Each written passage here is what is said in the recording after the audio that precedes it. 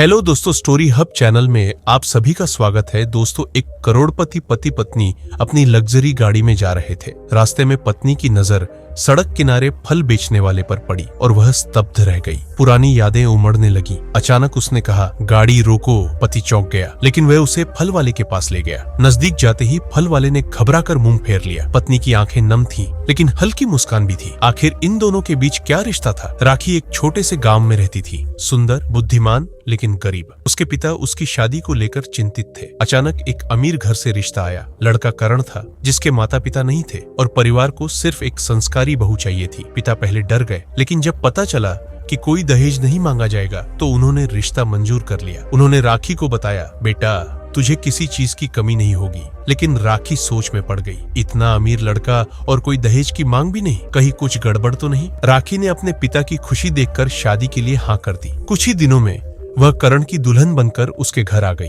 करण अमीर था, लेकिन उसकी बुरी आदतों के बारे में किसी ने नहीं बताया था। शादी के पहले हफ्ते में ही उसने राखी की पढ़ाई बंद करवा दी और कहा, औरतों को सिर्फ घर संभालना चाहिए। राखी ने समझाने की कोशिश की, लेकिन करण पर कोई असर नहीं हुआ। जब उसने विरोध किया तो करण ने पहली बार उस पर हाथ उठा दिया। धीरे धीरे करण की शराब और जुए की लत सामने आ गई। वह घर की संपत्ति उड़ाने लगा। राखी ने समझ लिया कि अगर उसने उसे नहीं रोका तो सब खत्म हो जाएगा। एक दिन उसने साफ कहा, तुम्हें बदलना होगा, वरना मैं तुम्हारे साथ नहीं रहूंगी। करण हंस पड़ा और बोला, औरतों के पास दिमाग नहीं होता। जब राखी ने जवाब देना चाहा तो करण ने उसे बेरहमी से पीट दिया। लेकिन इस बार राखी ने फैसला कर लिया, अब और नहीं। करण के बाहर जाते ही राखी अपना सामान लेकर मायके लौट आई और पिता को सब कुछ बता दिया। पिता ने तुरंत उस दोस्त को फोन लगाया जिसने रिश्ता सुझाया था। दूसरी तरफ से ठंडी हंसी आई। याद है, तूने पंचायत में मेरे खिलाफ गवाही दी थी, ये उसी का बदला है। यह सुनकर राखी के पिता के हाथ पैर ठंडे पड़ गए। उन्होंने फोन काटा और राखी के सामने हाथ जोड़कर खड़े हो गए। राखी के पिता पछतावे से कांपती आवाज में बोले, बेटा मुझसे बहुत बड़ी गलती हो गई। राखी भावुक हो गई, लेकिन उसने पिता के हाथ पकड़कर कहा, पापा इसमें आपकी कोई गलती नहीं। आपको कैसे पता होता कि कोई इतना बड़ा धोखा देगा? लेकिन अब राखी की आंखों में डर की जगह हिम्मत। उसने दृढ़ता से कहा, मैं उसे तलाक दूंगी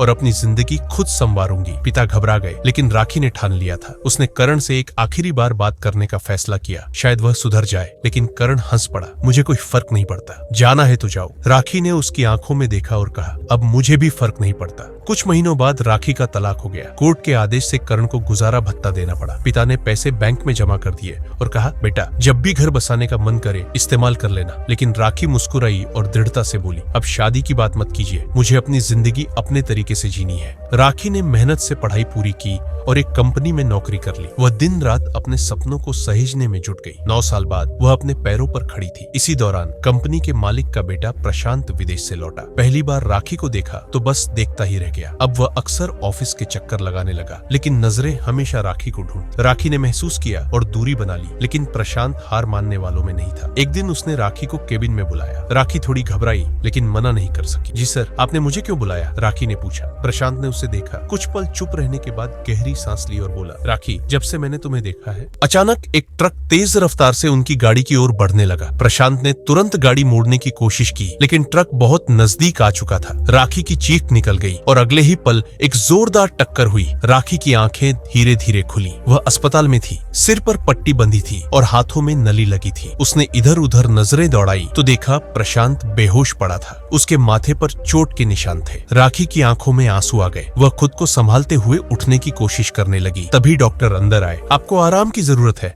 ज्यादा हिलने डुलने की कोशिश मत कीजिए, डॉक्टर ने कहा। राखी ने कांपती आवाज में पूछा, प्रशांत कैसे है? डॉक्टर ने एक लंबी सांस ली। वह खतरे से बाहर है, लेकिन उन्हें होश आने में थोड़ा वक्त लगेगा। आपको चिंता करने की जरूरत नहीं है। राखी की आंखों में सुकून के आंसू आ गए। वह बुरी यादों से निकलकर एक नई जिंदगी की ओर बढ़ी थी और अब वह इस रिश्ते को और भी ज्यादा संजोना चाहती थी। कुछ घंटों बाद प्रशांत को होश आया। उसने राखी को देखा और हल्की मुस्कान दी। तुम ठीक हो? उसने धीरे से पूछा। राखी ने उसके हाथ पकड़कर कहा, अब मैं कभी तुम्हें अकेला नहीं छोड़ूंगी। प्रशांत ने उसकी आंखों में झांका और कहा, और मैं हमेशा तुम्हारा साथ दूंगा। उस दिन राखी ने जाना कि सच्चा प्यार दर्द के हर तूफान को हरा सकता है। लेकिन माफ करने का मतलब यह नहीं कि बीता हुआ सब कुछ भूल जाऊं। जो दर्द तुमने मुझे दिया वो मैं कभी भुला नहीं सकता। लेकिन अब मैं आगे बढ़ चुकी हूँ। करण सिर झुकाए खड़ा रहा। उसकी आंखों में शर्मिंदगी और पछतावा साफ झलक रहा था। प्रशांत राखी के पास आया और धीरे से बोला, चलो राखी, अब हमें निकलना चाहिए। राखी ने करण को एक आखिरी नजर देखा और कहा, कभी कभी इंसान को अपनी गलतियों की सजा खुद ही मिल जाती है। उम्मीद है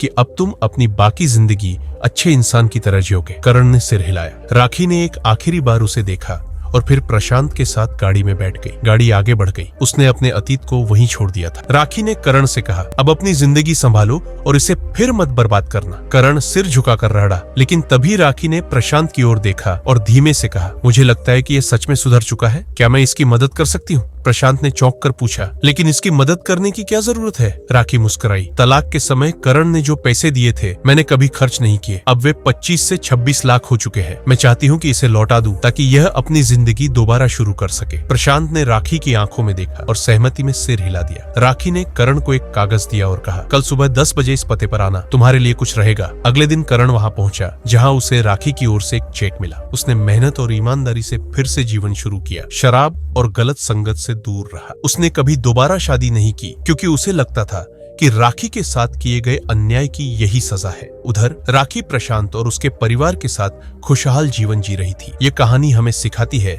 कि माफ करना और दूसरों को दूसरा मौका देना भी एक बड़ी शक्ति है। तो अगर आपको यह कहानी पसंद आई हो तो हमारे चैनल स्टोरी हब को जरूर सब्सक्राइब करें। जय हिंद, जय भारत।